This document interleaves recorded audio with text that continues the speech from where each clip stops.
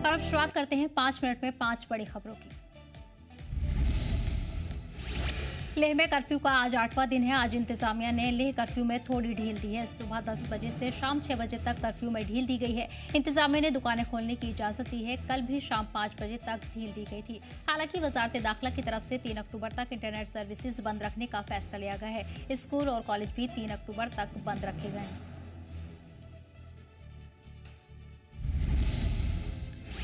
लद्दाख इंतजामिया ने सोनम वांगचुक के खिलाफ कार्रवाई को लेकर लग रहे इल्जामात को बेबुनियाद बताया है। सरकारी बयान में कहा गया है कि ये कार्रवाई मजबूत दस्तावेजी सबूत और भरोसेमंद इंटेलिजेंस इनपुट्स पर की गई है।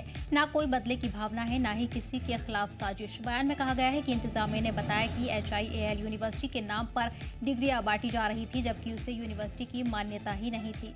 साथ ही विदेशी फंडिंग छुपाने और माली गड़बड़ियों की भी जाँच चल रही है। सैकमोल तंजीम की FCRA रजिस्ट्रेशन रद्द करने को भी इंतजामिया ने जायज और कहा कि तंजीम के पास अपील का हक है। सोनम वांगचुक के बयानों को लेकर भी नाराजगी जताई है।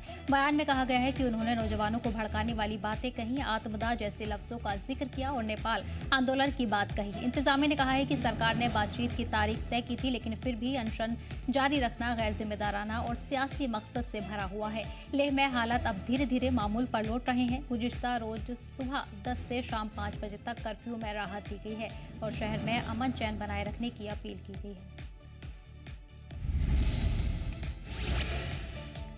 वहीं बड़गाम पुलिस ने अलगाववादी नेटवर्क के खिलाफ बड़ी कार्रवाई करते हुए हुर्रियत से जुड़े एक अहम दफ्तर को जब्त कर लिया है। ये कार्रवाई UAPA की दफा 25 के तहत की गई है। जिला बड़गाम के हैदरपुरा इलाके में मौजूद ये दफ्तर तहरीक-ए-हुर्रियत नाम की बैंड तंजीम का हेडक्वार्टर था। पुलिस के मुताबिक एक कनाल 1 मरला जमीन पर बना 3 मंजिला ये इमारत एक FIR के तहत दर्ज मामले से जुड़ा हुआ है। ये जब्ती कानूनी अमल, सबूतों और अथॉरिटी की मंजूरी के बाद की गई है। पुलिस ने इस कार्रवाई को नेशनल सिक्योरिटी के लिए खतरा बने नेटवर्क को खत्म करने की तरफ एक बड़ा कदम बताया है। बड़गाम पुलिस ने कहा है कि इस तरह की सख्त कार्रवाई आगे भी जारी रहेगी ताकि इलाके में अमन कायम रहे और मुल्क मुखालिफ ताकतों को रोका जा सके। वहीं श्रीनगर में कल शाम फुटबॉल टूर्नामेंट के दौरान राष्ट्रगान के वक्त खड़े न होने पर 15 लोगों को हिरासत में लिया गया। हालांकि कुछ देर बाद उन्हें वापस रिहा कर दिया गया। ये वाकया TRC ग्राउंड में चल रहे पुलिस शहीद मेमोरियल फुटबॉल टूर्नामेंट के फाइनल मुकाबले के दौरान हुआ, जिसमें SG मनोज सिन्हा भी शामिल हुए थे। प्रोग्राम के दौरान लाइव बैंड के जरिए राष्ट्रगान बजाया गया, लेकिन ऑडियंस में से कुछ लोग खड़े नहीं हुए, जिसके बाद कोटीबाग पुलिस ने कार्रवाई करते हुए उन्हें डिसिप्लिन और प्रोटोकॉल की खिलाफ वर्जी का हवाला देते हुए हिरासत में लिया। हालांकि परिवार वालों ने इसे गलतफहमी करार दिया है। उनका कहना है कि बैंड की आवाज धीमी थी, जिस वजह से राष्ट्रगान की शुरुआत समझ नहीं आई और लोग वक्त पर खड़े नहीं हो सके। एक शख्स ने बताया कि जानबूझकर कोई अपमान नहीं किया गया। अगर आवाज साफ होती तो बच्चे जरूर खड़े होते।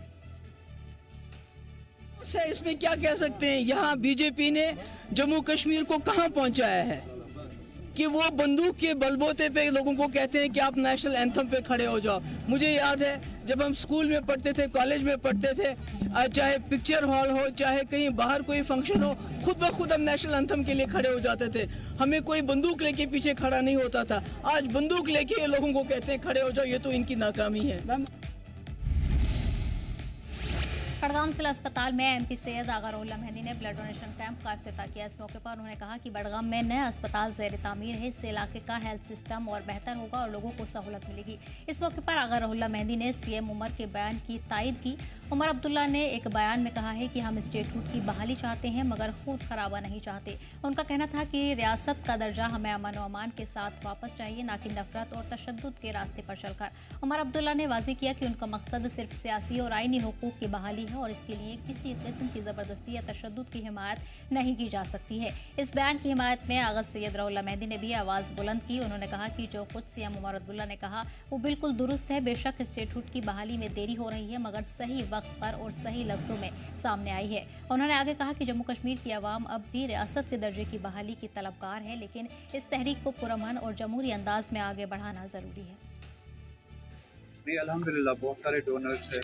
बहुत पहले की बात थी कि जब लोग भागते थे, और अब डोनर्स बहुत ज़्यादा है अल्हम्दुलिल्लाह।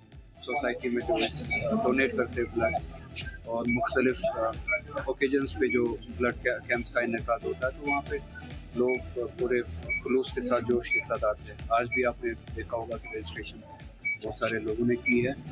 हाँ, डिस्ट्रिक्ट हॉस्पिटल का काम जो है वो अल्हम्दुलिल्लाह उम्मीद के मुताबिक ही चल रहा है कि शायद अगले साल तक वो एक स्टेज